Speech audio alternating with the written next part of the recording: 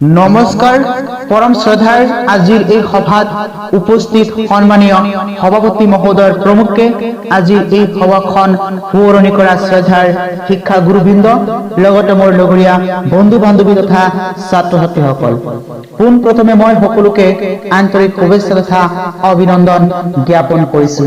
আজিৰ এই পবিত্ৰ সভাখনৰ বাবে কিয়নো আজি 14 নৱেম্বৰ আৰু এই দিনটো সমগ্ৰ ভাৰতবাসীৰ বাবে এটা বিশেষ দিন।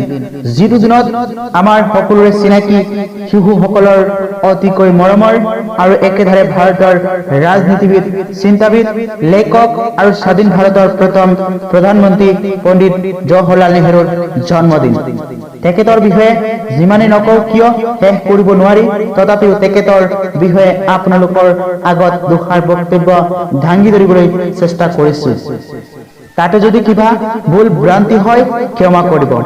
পণ্ডিত জৱাহৰলাল নেহৰুৰ জন্ম হয় 1889 চনৰ 14 নৱেম্বৰ তাৰিখে উত্তৰ প্ৰদেশৰ এলাহাবাদত আৰু মৃত্যু হয় 1964 চনৰ 27 মে তাৰিখে। তেখেতৰ পিতৃৰ নাম মতিলাল নেহৰু আৰু মাতৃৰ নাম স্বৰূপাৰাণী নেহৰু। জৱাহৰলাল নেহৰুৰ সৰুকালৰ শিক্ষা ঘৰুৱা শিক্ষাৰ দ্বাৰা আৰম্ভ হৈছিল। তেখেত আছিল মাক দেউতাকৰ একমাত্ৰ সন্তান। নেহৰুৱে টি ফাৰ্ডিনাণ্ড ব্ৰুকছ নামৰ এজন আইৰিছ লোকৰ তত্বাৱধানত শিক্ষা লাভ কৰিছিল। 13 বছৰ বয়সত তেওঁ থিয়ছফিকেল ছচাইটিত যোগ দি প্ৰাচীন ধৰ্মপুথিবোৰ অধ্যয়ন কৰিছিল। 1905 চনৰ মে মাহত তেওঁ মাত্ৰ 15 বছৰ বয়সতে ইংলেণ্ডলৈ গৈ হেৰ' পাব্লিক স্কুলত নামভৰ্তি হয়। সম্ভ্ৰান্ত পৰিয়ালৰ ল'ৰা ছোৱালীয়ে পঢ়া বিদ্যালয়ৰ পৰিৱেশটো মোটেই ভাল পোৱা নাছিল, যাৰ ফলত সেইখন স্কুল এৰি কেম্ব্ৰিজৰ ট্ৰিনিটি কলেজত ভৰ্তি হয়।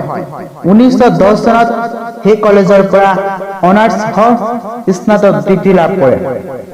1912 চনত তেওঁ ভাৰতলৈ ঘূৰি আহি ওকালতি আৰম্ভ কৰে। লগে লগে স্বাধীনতা সংগ্ৰামত সক্ৰিয় হয় আৰু জাতীয় কংগ্ৰেছৰ মহাসভাৰ সদস্য হয়। 1916 চনত তেওঁ পোনপ্ৰথমে মহাত্মা গান্ধীক লগ পাইছিল লক্ষ্ণৌ কংগ্ৰেছত।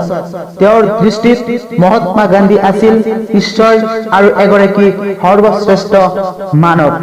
তেওঁ স্বাধীনতা সংগ্ৰামত যোগদান কৰাৰ বাবে কেইবাবাৰো কাৰাবাস কাটিবলগীয়া হৈছিল। জেলত থকা সময়ত তেওঁ কেইখনমান বিখ্যাত গ্ৰন্থ ৰচনা কৰিছিল। সেইকেইখন গ্ৰন্থ হ'ল ক্ৰমে glimpses of world history and discovery of India.